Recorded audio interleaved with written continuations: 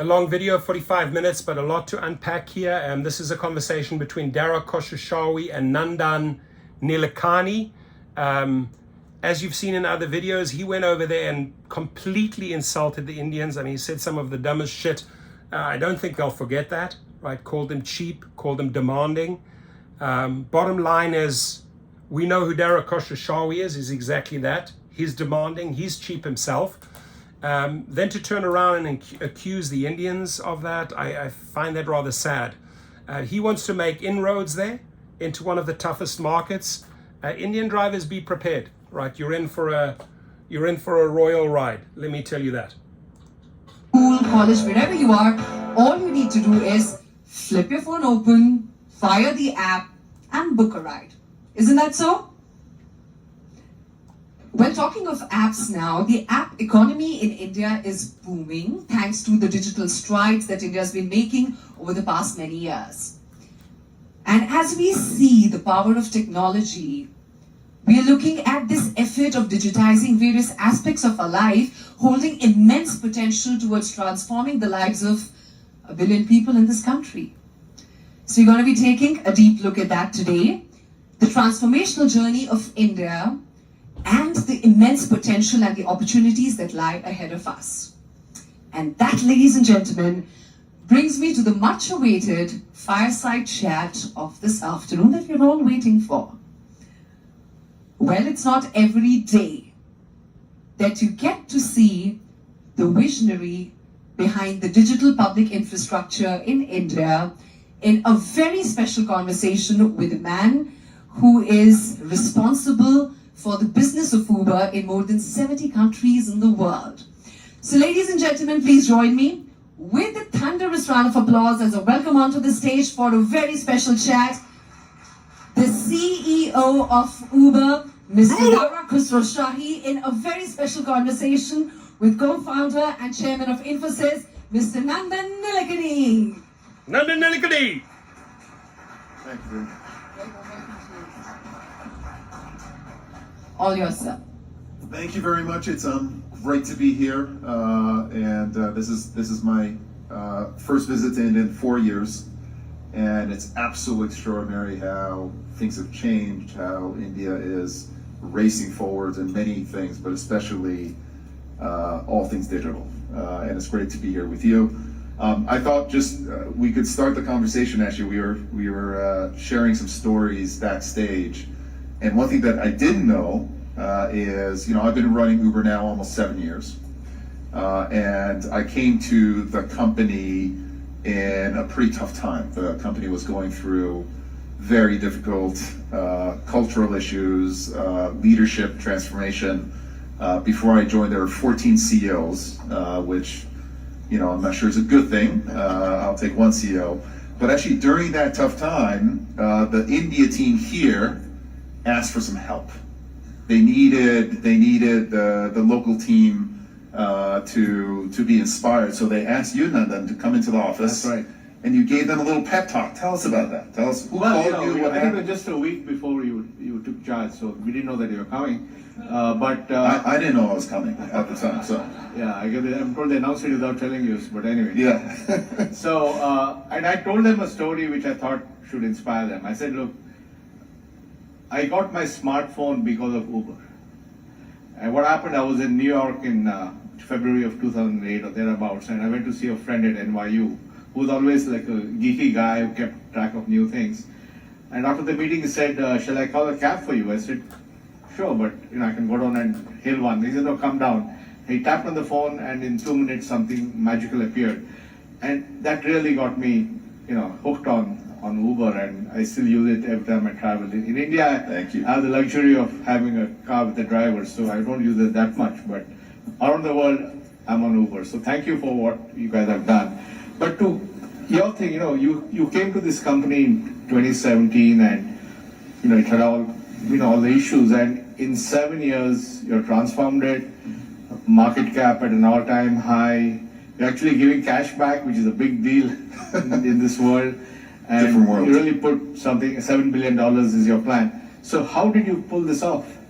It's a long story, and I would say that it's been a lot of ups and downs at the company. But I do think that at the very core, I mean, you said it. The reason why I came to Uber, I've been running Expedia for 13 years. It was a great run. Was that Uber is a product that I was very passionate about. It's a magical product. It's a product that had incredible impact in the world that we live. It's not just a digital only product, but it's at the intersection of the digital and the physical.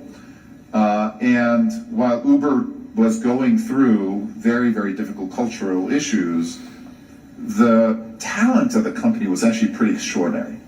You know, the Travis, who was a founder, and I know there are a lot of founders here. Listen, he had his strengths and weaknesses, and he had to push very, very hard to establish Uber in a world where I think a lot of the incumbents didn't want Uber to exist, right? And that went too far sometimes. But one of his strengths was he identified and hired great talent. And so for me coming in, it was actually pretty extraordinary, which was the public perception of Uber versus internal who is here at the company. It was very different. It was a group of people who were incredibly passionate about the company, wanted to change the world, wanted to bring this digital transformation of movement to everybody.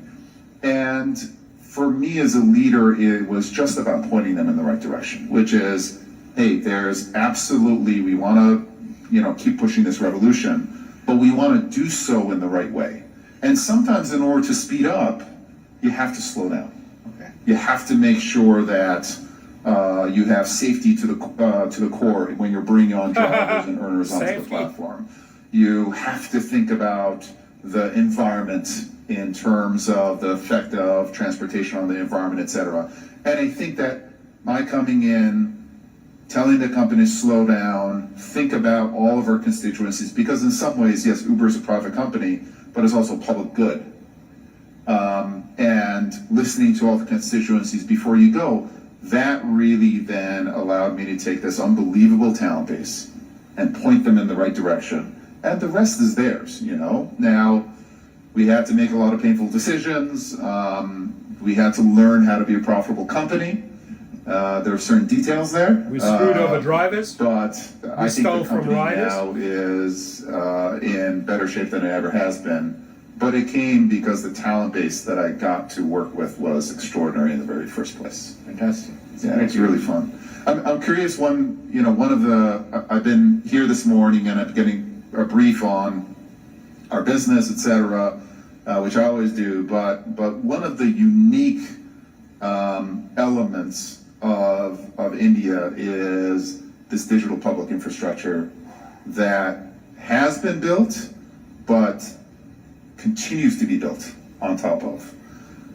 You are credited with being the architect of DPI and all of the components there. Can you talk a little bit about, because this is something that it's unique to India.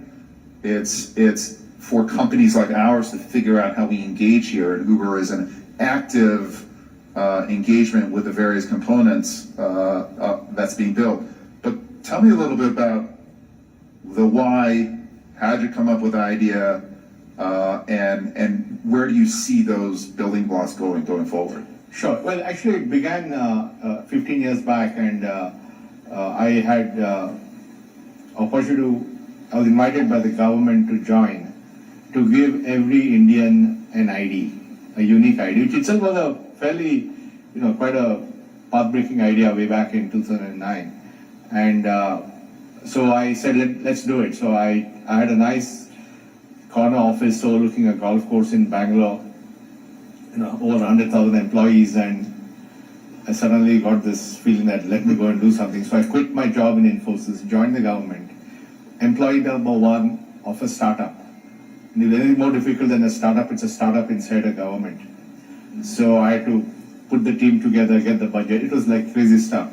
And but I think I also I said we're going to give 600 million IDs before I step down, which everybody said you're crazy to make commitments like that. But I made it a unifying goal for everyone. So that's how I ended up in the Aadhaar world. And today, of course, 1.3 billion people have an ID, and it's used 80 million times a day for authentication, KYC, and so on. And then we also we said, what are the use cases of this ID which make it compelling? And it had to be a digital ID, so it's, it's an ID on the online ID. So we came up one as authentication, verify who the person is. And that turned out to be a very useful thing in many, many applications. And we gave it as an API, because we realized that innovation has to happen outside. We had to build the rails on which innovation happens. Something how the internet or GPS happened, they were built as rails on which innovation could happen. So we took the same principle. And another use case was KYC, or know your customer.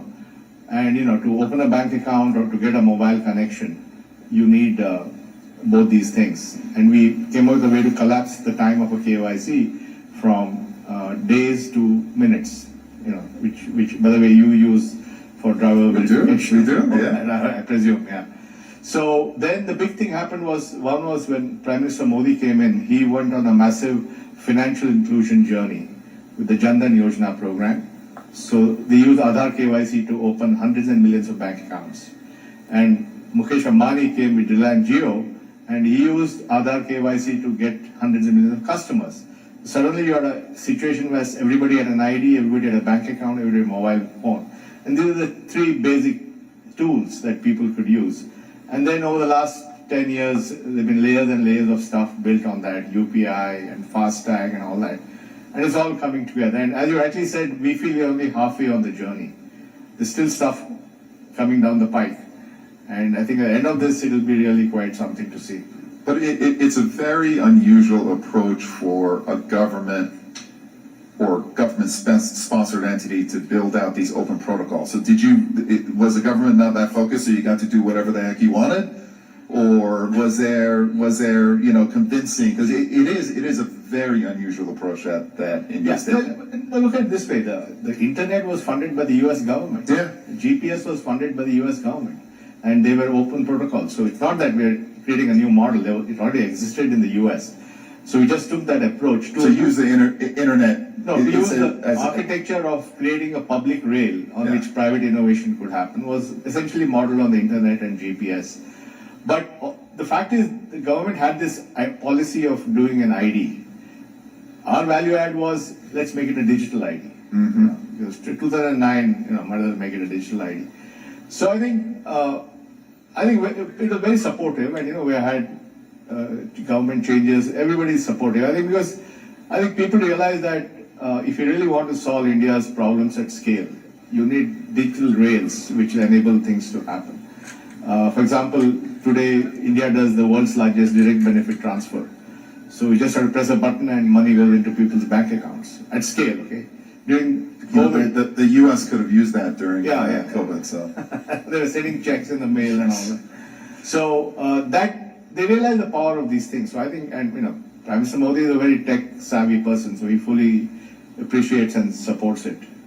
But I want to get back to you on, within a couple of years of joining, COVID happened. Yes. And COVID was about people, when COVID happened, people didn't leave their homes, so they didn't need to go anywhere. So mobility was not a business anymore.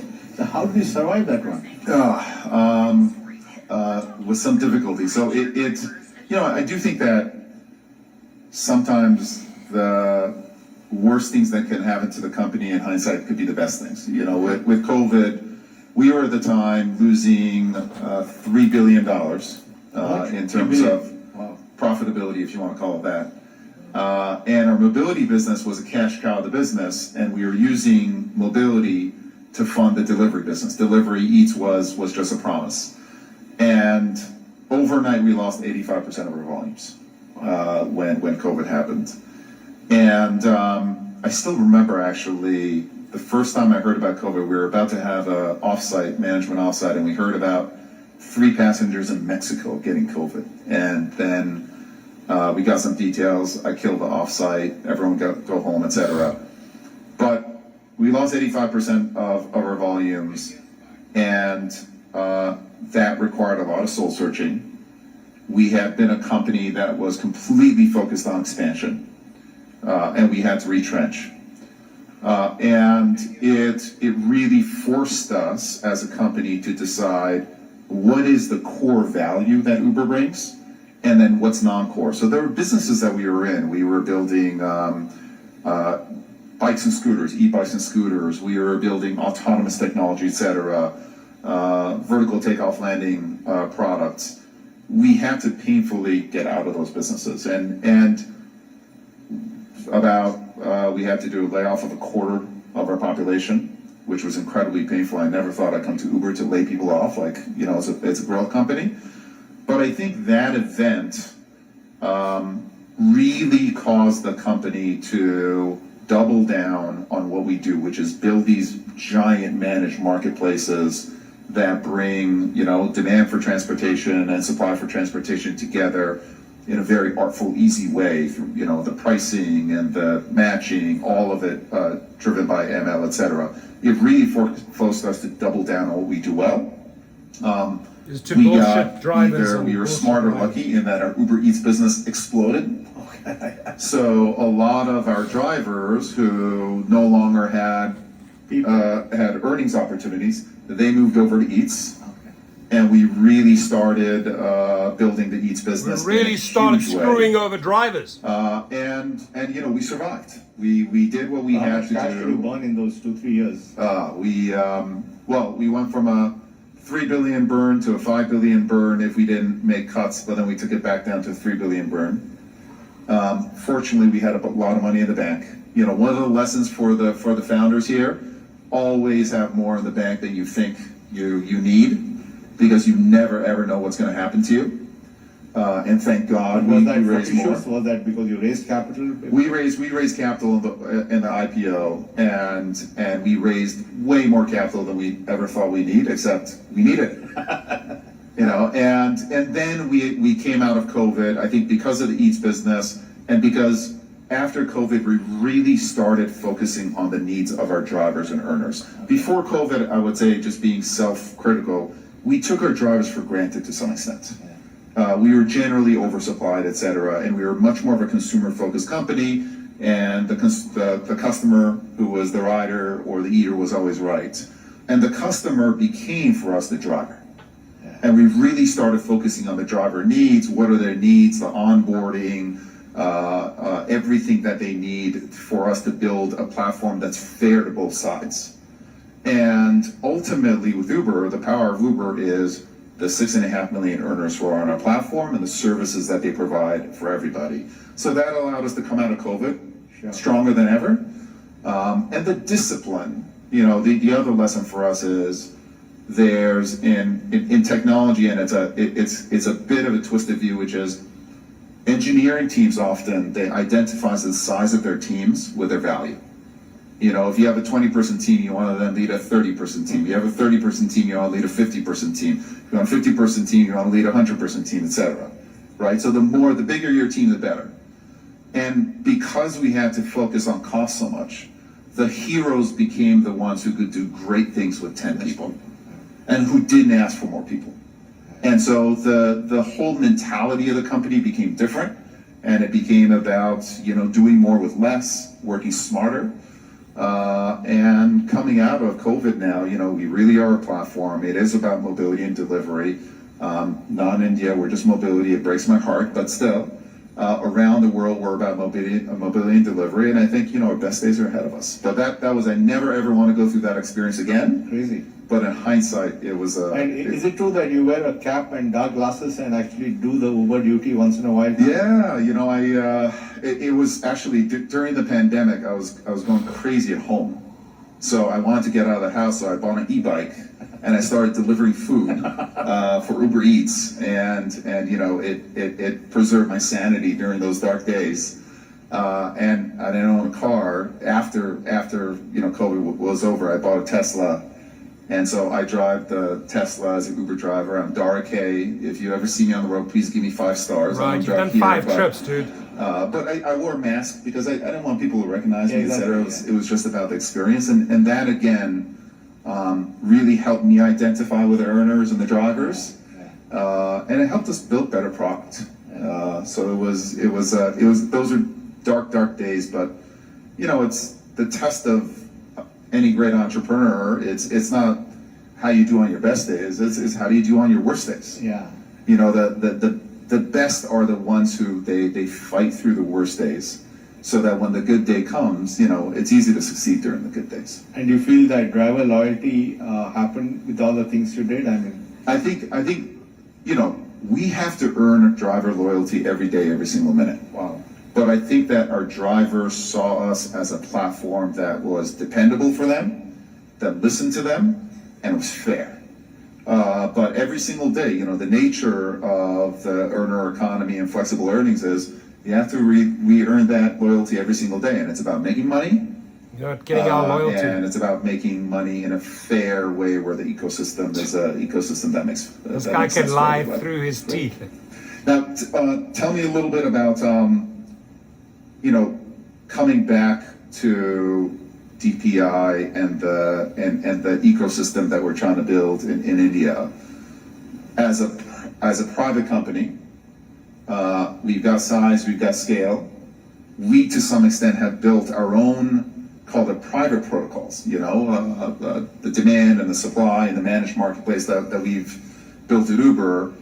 How do you think private companies should think about engaging in the digital infrastructure and the open protocols that are being built here? You know, how do you, especially, I can see especially smaller players wanting to engage in the ecosystem because, you know, if you got demand, it can bring free supply, etc.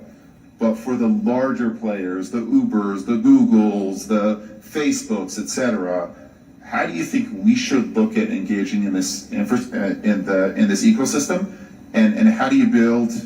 You know, ultimately we want it to public good, but we're private companies Sure. that have to earn capital. How should we look at this opportunity? No, I think DPI has been built for enabling innovation, whether it's large players or whether it's startups. So we make sure that it's a level playing field for everyone to use.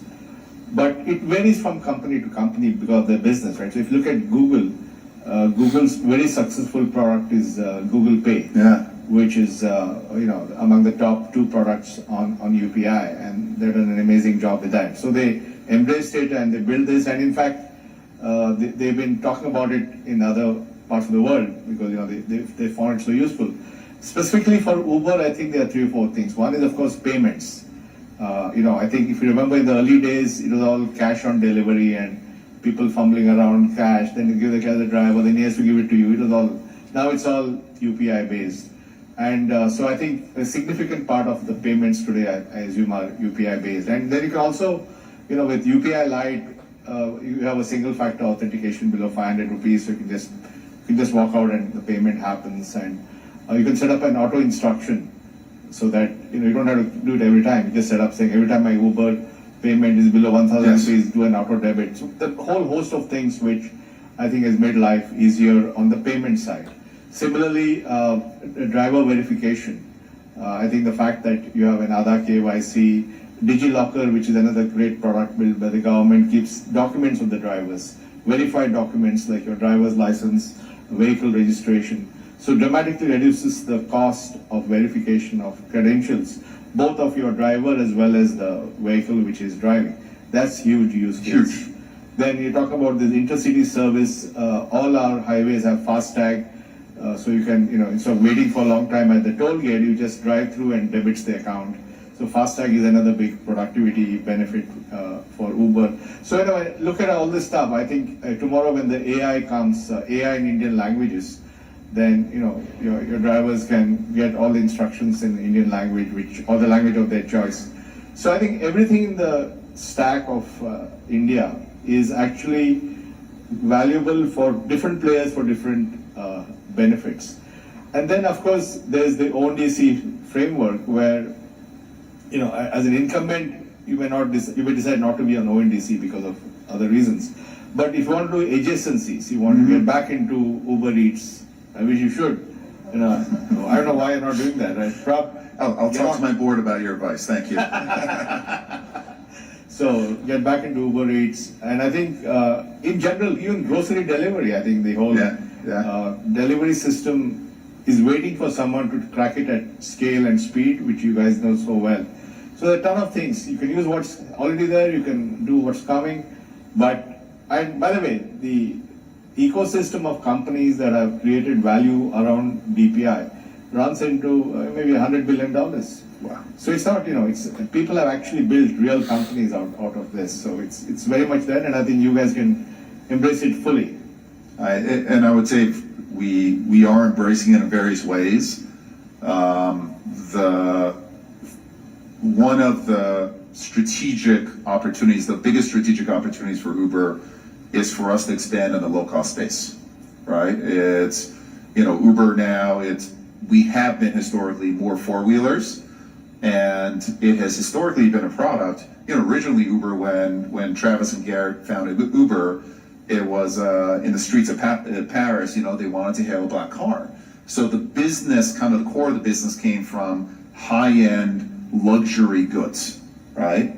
But actually, if you look now, for us, the single biggest opportunity that we're very passionate about is lower cost products, three-wheelers, two-wheelers.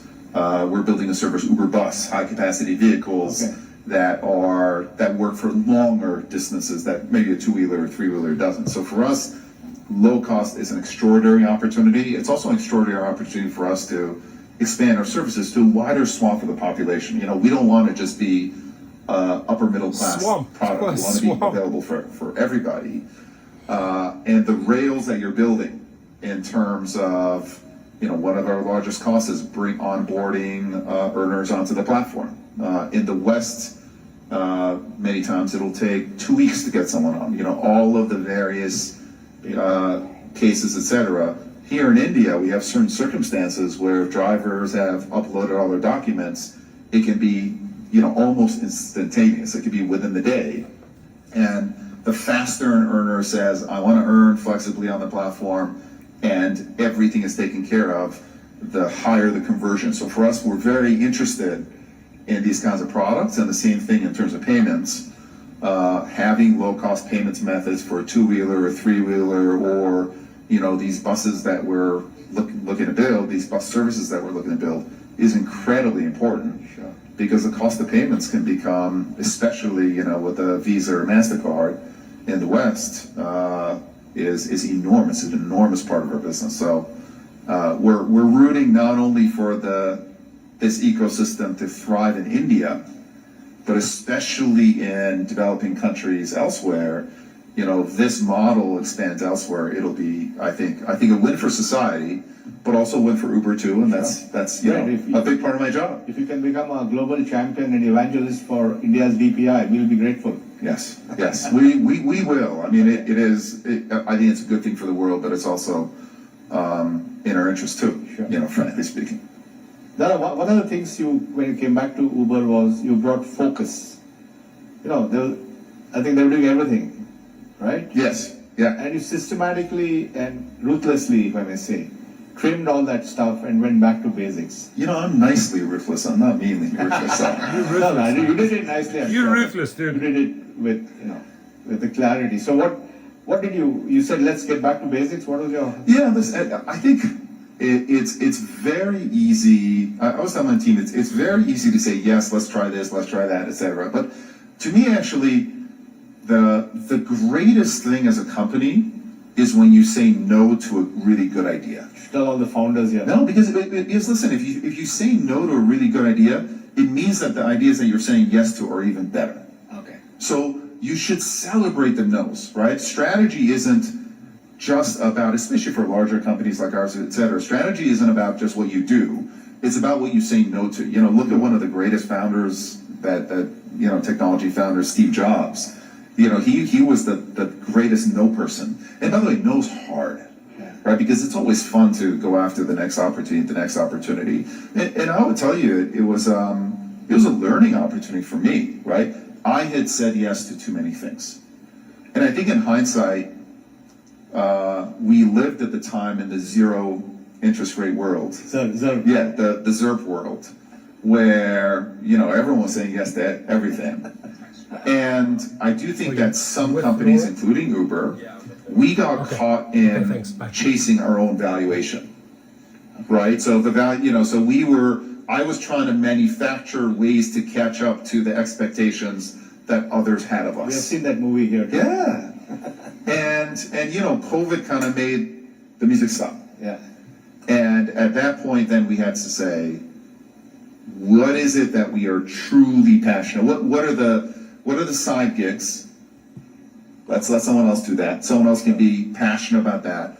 What is it? What's the core of what we do? And the core of what we do are these managed marketplaces, you know, bringing, you know, hundreds of millions of people looking for mobility, matching them up with the 6.5 million earners, and everything that has to go in it in terms of the routing, the matching, the pricing, etc. And we can do that better than anyone else. And then there are some adjacencies, right? Going from mobility to delivery, going from delivery to grocery, building an advertising business on top of it, going from 4-wheelers to 3-wheelers to 2-wheelers. So we are still quite expansionist as a company, and we are still very ambitious as a company, but the ambition should be where you're absolutely passionate, where you're going to be the best in terms of what you do. Sure. And then, of course, there'll be an ecosystem around you.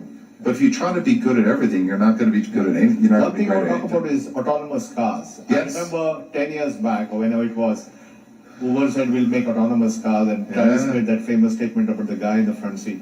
So you went and had the whole team from Carnegie Mellon, the whole autonomous team from Carnegie Mellon. We did. Very talented team. And then you had to, you know, cut that out.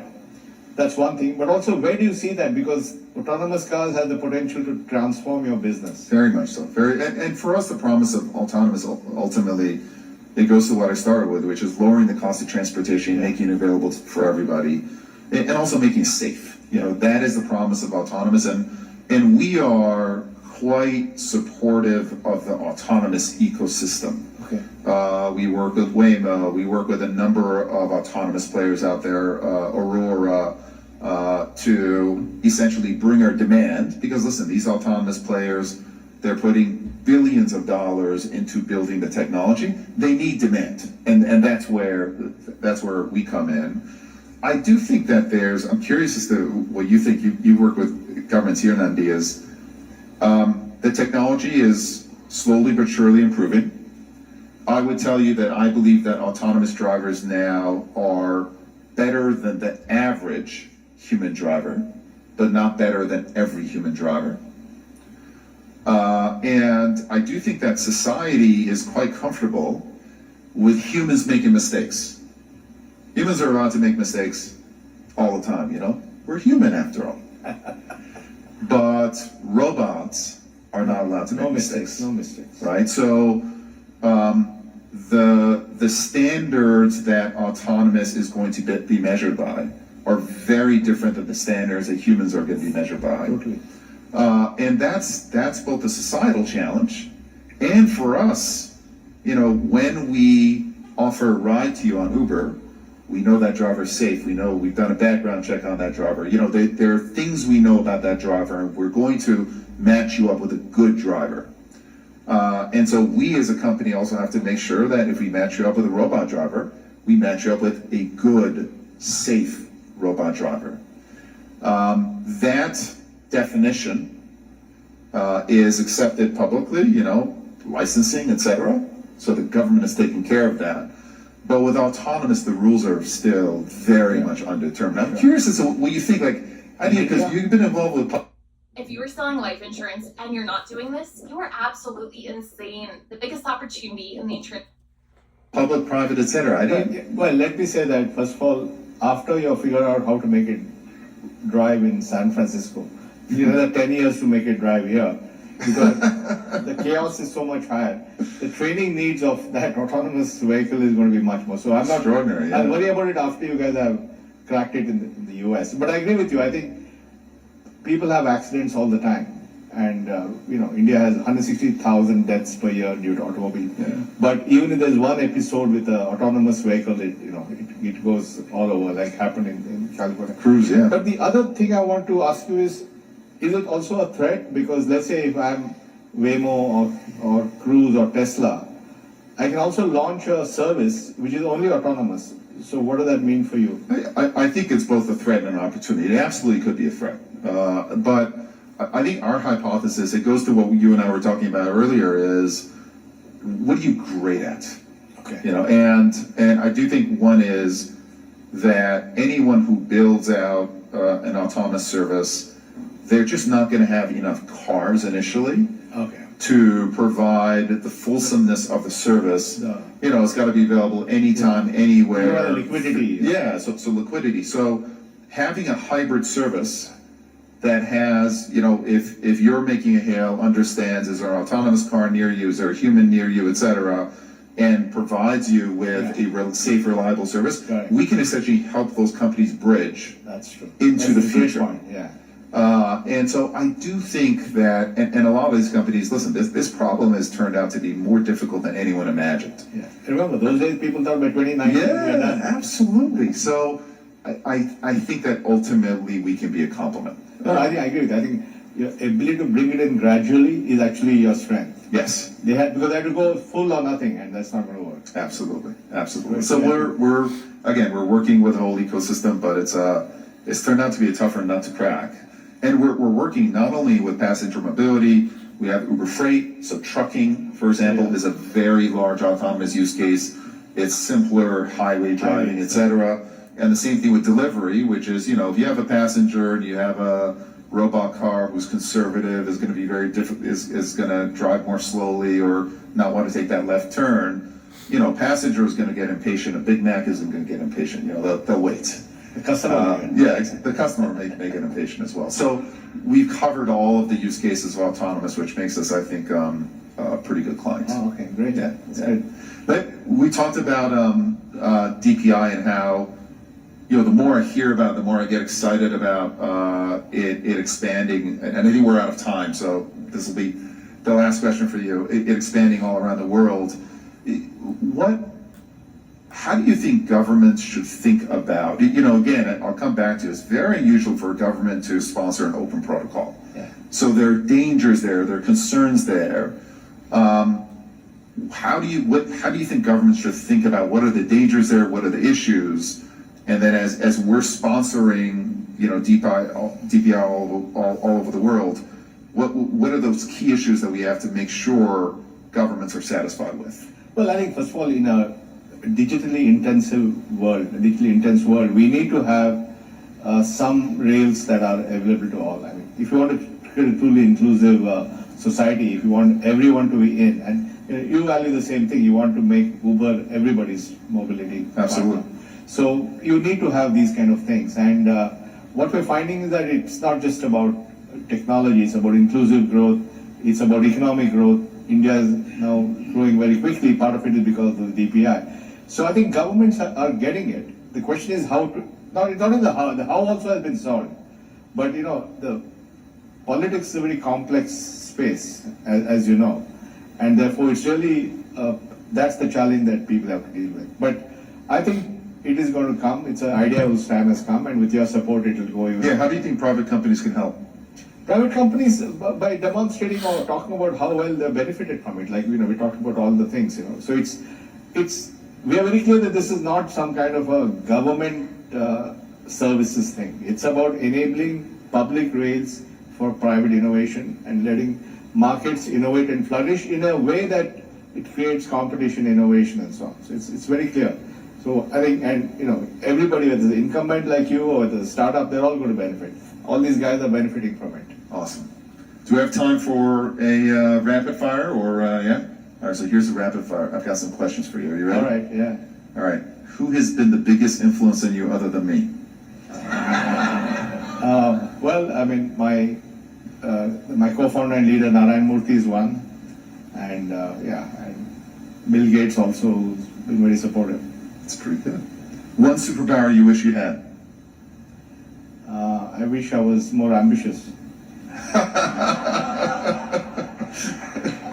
That's quite the statement, especially with this crowd. Yeah. Why are you not on any instant messaging app? I find all of them are a complete waste of time. So and if somebody wants to reach me, they can. So. Just don't build any instant messaging apps here, founders. One accomplishment that you're most proud of? I think the two big things, being part of Infosys and transforming India's private sector, and of course contributing to Aadhaar and building India's DPI, both these things. It's awesome. People describe you in a lot of ways: tech visionary, digital evangelist, India's chief tech strategist. Which out of these is closest to who you are? I don't know, maybe because since I actually don't do anything, probably the visionary part. I like that. I like that. And then last one. What's your favorite work day time waster? What gets you distracted? Other than instant messaging. Sleep. Sleep. Very good. I'll take that. Great. I Excellent. want to ask you. You know, one person we both know is Barry Diller. Yes. You work with Barry. I know Barry with Giving Pledge.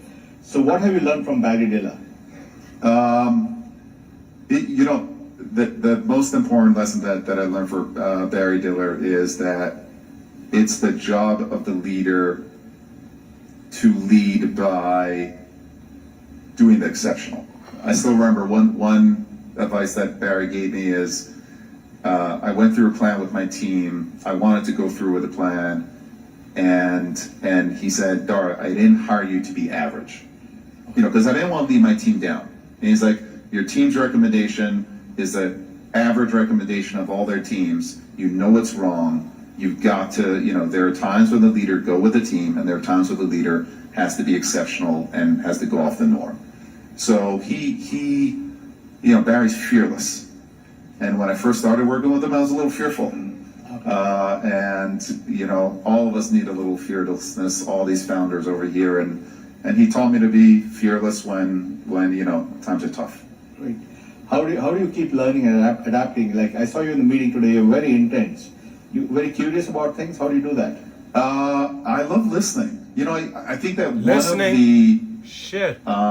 really underrated skills. There are all kinds of Listening. courses on presentation skills, how to present. I've never seen a skill in business school on how to listen. And I think listening is a really underrated ability. That's his weakness. Great point. I take it in. I'm a sponge. So much of what I've learned in my life is based on listening to others. So we talked about autonomous cars. When do you think we'll have a world without drivers? Never. Never. So, sorry, but listening, I don't think that's Dara's strength. Because if he'd listened, certain things, at least with 6.5 million gig workers, would change. Okay, that's good. Okay, and when you go in the Uber as a customer, Yes. do you talk to the drivers? Oh yeah, I definitely What check do you ask them them out. about? Don't talk to them, Usually, they hate you. I actually most drivers are immigrants like me, so I love immigrant stories. I came from Iran when I was 9 years old. Family lost everything. We rebuilt our life in the U.S. So I just ask them where they're from, and usually then they tell me their stories. A couple of minutes before I get there, I say, how's Uber going for you? Do you like it? Do you not like it? Etc. So I try to get the little bit of Uber goodness right at the end. But usually the best question is, where are you from? And do you tell them what you do? If I usually don't. Okay. Some of them recognize me. If they recognize me, I tell them who I am. Yeah. So you're an immigrant leading other immigrants. Yes. Yes. And finally, what is Immigrant so exciting about Uber and in taking India? advantage of other immigrants. I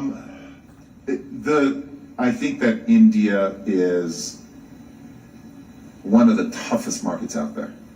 It is, the Indian customer is so demanding and doesn't want to pay for anything.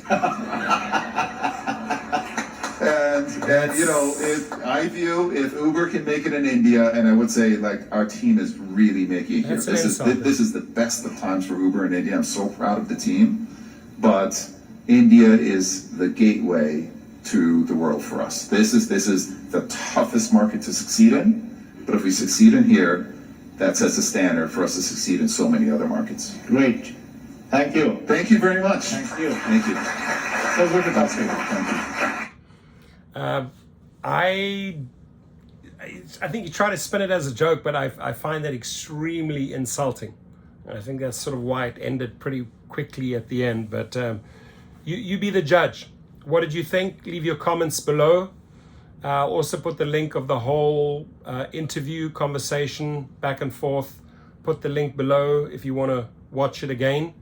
and most importantly, just add your comments. Is there something that stuck out? Is there something revealing here? What do you think? Your comments, please.